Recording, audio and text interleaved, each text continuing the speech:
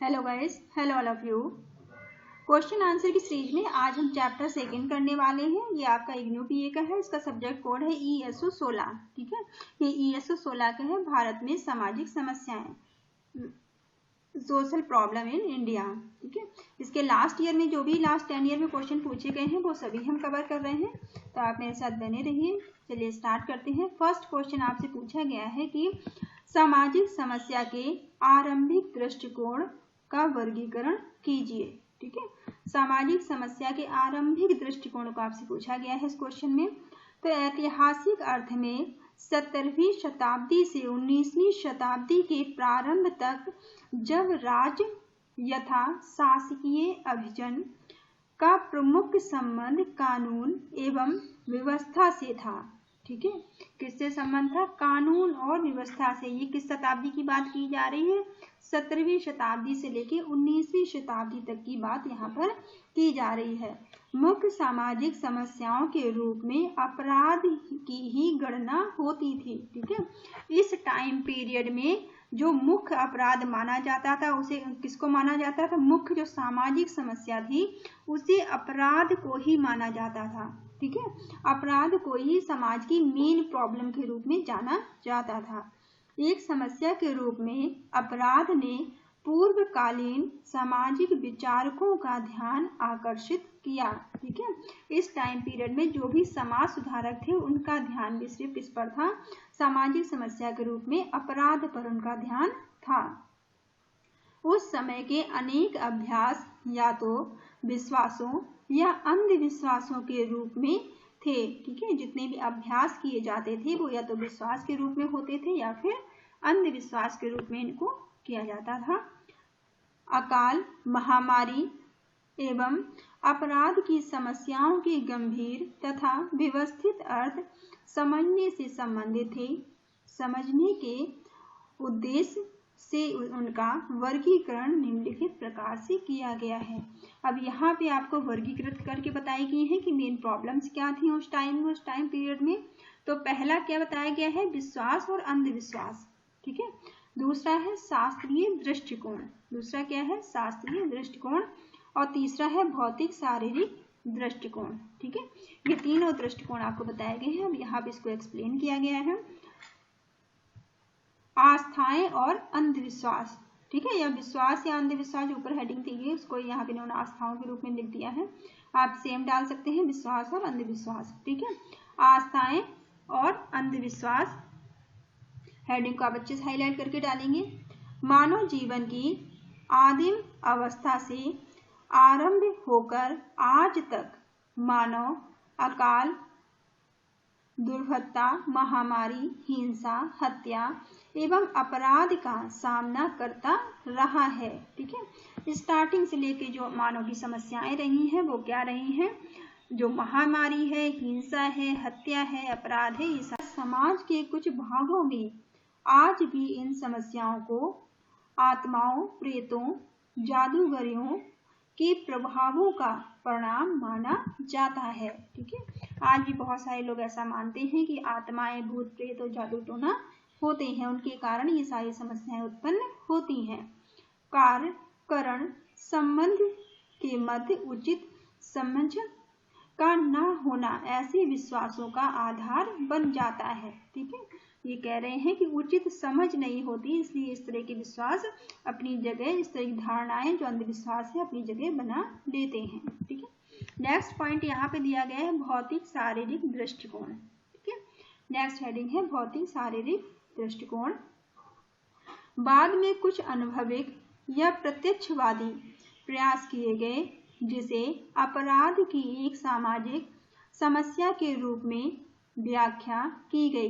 ठीक है, सीजन लोम्ब्रोस ने 1836 और 1909 इन्होंने अध्ययन किया था। ठीक है, साइंटिस्ट थे, इन्होंने अध्ययन किया है 1836 से 1909 में, जो इटली निवासी थे। कहाँ के रहने वाले थे? इटली के रहने वाले थे।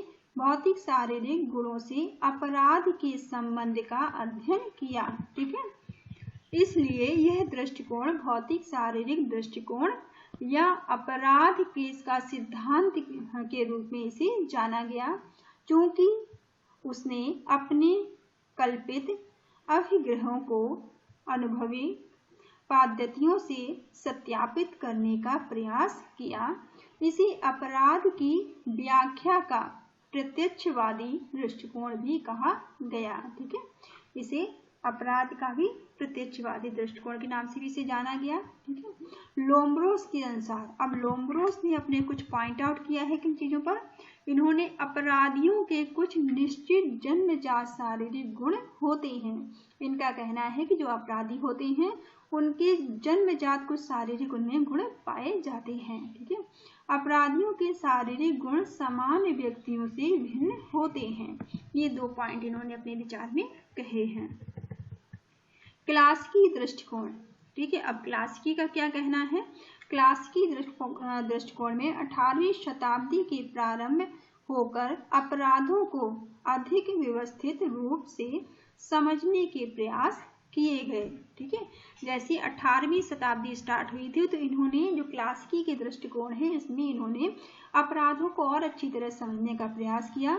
सर्वप्रथम श्रीज विकारिया 1764 जो एक इटली निवासी तथा जेरेमी बेंथम 1823 जो एक अंग्रेज था, इन दोनों ने एक सामाजिक समस्या के रूप में अपराध के कारणों की व्याख्या के गंभीर प्रयास किए। ठीक है, इन्होंने भी अपराध के बारे में अध्ययन किया। इन्होंने जानने का प्रयास किया गंभीरता से कि आखिर ये होता क्यों है। ठीक है, इसके कारण क्या है। उनके निरूपण शास्त्रीय सिद्धांत या दृष्टिकोणों के रूप में जाने जाते हैं। इन सिद्धांतों में सुखवाद या मानव में सुख की खोज, ठीक है, प्रकृति पर बल दिया था। इन्होंने इस चीजों पर बल दिया। सुखवादी दृष्टिकोण स्वीकृत सामाजिक प्रतिमान के उल्लंघन को अभिप्रेरित करते हैं। ठीक है, इस प्रकार के परिणाम अपराध होते हैं। दूसरे शब्द में कुछ लोगों को अपराध करने में खुशी मिलती है। ठीक है, कुछ लोगों को अपराध करने में, गलत काम करने में ही उन्हें प्रसन्नता मिलती है, वो इसलिए ऐसा कार्य करते हैं। अर्थात अपराध उनके लिए उपयोगितावादी है। ठीक है, और जिन्हें अपराध करने में, गलत चीज करने में, गलत कामों को करने में खुशी मिलती है, उनके लिए अपराध क्या है। उनके लिए अपराध उपयोगितावादी है। ठीक है, चलिए नेक्स्ट हेडिंग आपको दिया गया है आलोचनात्मक समीक्षा। ठीक है, आलोचनात्मक समीक्षा में इस दृष्टिकोण की आलोचनात्मक समीक्षा इनकी परिसीमाओं को दर्शाती है जो कि निम्नलिखित है। अब इनकी आलोचना के बारे में देख लेते हैं। तो प्रथम दृष्टिकोण, ठीक है, प्रथम दृष्टिकोण में अंधविश्वासों और अज्ञानता पर आधारित था। पहला दृष्टिकोण क्या था, अंधविश्वासों पर और अज्ञानता पर आधारित था। ठीक है, बाद के दोनों दृष्टिकोण आज केवल ऐतिहासिक महत्व रखते हैं। जो बाद के दोनों दृष्टिकोण बताए गए हैं वो ऐतिहासिक महत्व रखते हैं। ठीक है, नेक्स्ट में है अपराध के वैज्ञानिक विश्लेषण पर आधारित नहीं है। ठीक है, जो अपराध है वो किसी वैज्ञानिक दृष्टिकोण पर आधारित ही नहीं है। शास्त्रीय तथा भौतिक शारीरिक दृष्टिकोण व्यक्ति पर केंद्रित है। ठीक है, उन्होंने सामाजिक, आर्थिक एवं सांस्कृतिक कारकों पर दृष्टि नहीं डाली रखी है। ठीक है, उन्होंने ना तो समाज पर दृष्टि रखी है, ना आर्थिक पर, ना ही सांस्कृतिक कारकों पर दृष्टि नहीं रखी है। उन्होंने इन चीजों पर विचार नहीं किया है। ठीक है, ये फर्स्ट क्वेश्चन आपका यहाँ पे खत्म होता है। सेकंड क्वेश्चन में आपसे पूछा गया है समकालीन दृष्टिकोण में सामाजिक दुष्क्रिया, प्रतिमानहीनता और संरचना की चर्चा कीजिए। ठीक है, इन सारी चीजों को आपको इसमें बताना है। समकालीन दृष्टिकोण में दुष्क्रिया को बताना है, प्रतिमानहीनता को बताना है और संरचना की चर्चा करनी है। मर्टन कहता है, ठीक है, मर्टन के अनुसार, ये भी एक वैज्ञानिक है, मर्टन के अनुसार मर्टन कहते हैं कि सामाजिक समस्याएं वास्तविक, वस्तुनिष्ठ एवं आत्मनिष्ठ दोनों पक्ष रखती हैं। ठीक है, इनका क्या कहना है, जो सामाजिक समस्याएं हैं वो वस्तुनिष्ठ और आत्मनिष्ठ दोनों ही पक्ष को रखती हैं, जिन्हें वह गोचर एवं अगोचर अथवा अंतर्निहित की संज्ञा देता है। उसके अनुसार केवल गोचर सामाजिक समस्याओं जिन्हें स्पष्ट रूप से समाज में पहचाना गया है का ही केवल अध्ययन नहीं किया जाए, बल्कि अगोचर सामाजिक समस्याओं का भी अध्ययन किए जाएं, ठीक है, जो कि उन दशाओं की ओर संकेत करता है जिनका प्रचलित हितों एवं मूल्यों से विरोध है, परंतु सामान्यतः ऐसा माना नहीं जाता। गोचर समस्याएं व्यक्ति एवं वस्तुनिष्ठ हैं, ठीक है, गोचर समस्याएं कैसी हैं, व्यक्तिनिष्ठ हैं, जबकि अगोचर समस्याएं दबी हुई अथवा अंतर्निहित होती हैं, ठीक है, अगोचर समस्याएं कैसी होती हैं, वो दबी हुई होती हैं और अंतर्निष्ठ होती हैं। और गोचर समस्याएं कैसी होती हैं, दोनों पॉइंट का समझिए। जो गोचर समस्याएं व्यक्ति एवं वस्तुनिष्ठ होती हैं। सामाजिक समस्याओं के दोनों गोचर तथा अगोचर पक्ष दुष्क्रिय से प्रभावित होते हैं, ठीक है।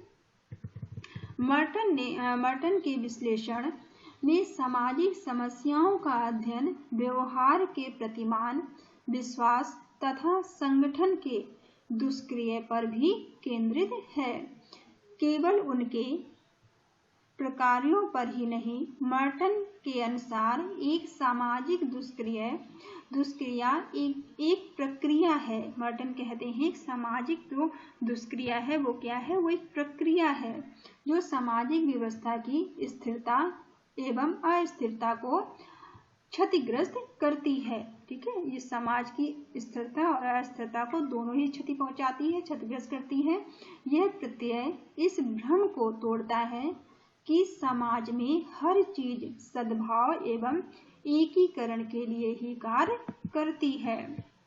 एक सामाजिक दुष्क्रिया व्यवस्था के एक विशेष भाग की प्रकार्यात्मक आवश्यकता की पूर्ति में एक विशिष्ट अपर्याप्तता है। दुष्क्रिया परिणामों का एक समुच्चय प्रदान करता है, ठीक है। दुष्क्रिय परिणामों का क्या प्रदान करता है, एक समुच्चय रूप प्रदान करता है जो कि एक सामाजिक व्यवस्था में प्रकारों की आवश्यकताओं में हस्तक्षेप करता है। उदाहरण था ग्रामों से नगरों को बड़े पैमाने पर प्रवासन, सामाजिक एकात्मकता,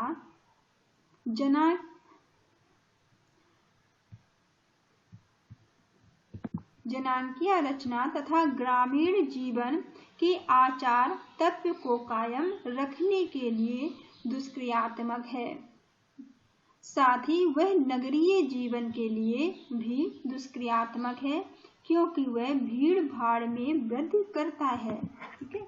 ये नगरों के लिए भी सही नहीं है और जो गांव है उनके लिए भी सही नहीं है, ठीक है। और नगरीय सुख सुविधाओं में कमी पैदा करता है। एक सामाजिक व्यवस्था में वही सामाजिक प्रतिरूप कुछ के लिए दुष्क्रियात्मक और दूसरों के लिए प्रकार्यात्मक हो सकता है, ठीक है। वही कह रहे हैं कि सामाजिक जो प्रतिरूप है वही किसी के लिए तो गलत हो सकता है और किसी के लिए सही भी हो सकता है। किसी के लिए दुष्क्रियात्मक हो सकता है तो किसी के लिए प्रकारात्मक भी हो सकता है। मर्टन ने सुझाव दिया है कि सामाजिक संरचना की कुछ दशाएं ऐसी स्थितियां उत्पन्न करती हैं जिसमें सामाजिक संहिताओं का अतिलंघन एक सामान्य प्रत्युत्तर बन जाता है। सामाजिक तथा सांस्कृतिक संरचना के तत्वों को दो तत्व सामाजिक समस्याओं की अध्ययन सुलभता के उद्देश्य से महत्वपूर्ण है। प्रथम में संस्कृत द्वारा परिभाषित लक्ष्य सम्मिलित हैं, ठीक है। पहले में क्या है, पहले में संस्कृत द्वारा परिभाषित लक्ष्य शामिल हैं। इसमें आकांक्षात्मक संदर्भ समाविष्ट है। इन सांस्कृतिक आकांक्षाओं में से कुछ मानव की मौलिक प्रेरणाओं से संबंधित है परंतु वे उनके द्वारा निर्धारित नहीं होती हैं, ठीक है। संरचना का दूसरा पक्ष समाज द्वारा अनुमोदित साधन है, ठीक है। संरचना का जो दूसरा पक्ष है वो कैसा है, समाज के द्वारा अनुमोदित साधन है। ठीक है, ये यहाँ पे आपका सेकंड क्वेश्चन खत्म होता है। चलिए आगे वाले क्वेश्चन नेक्स्ट वीडियो में कर लेंगे। Thank you all of you, thank you for watching.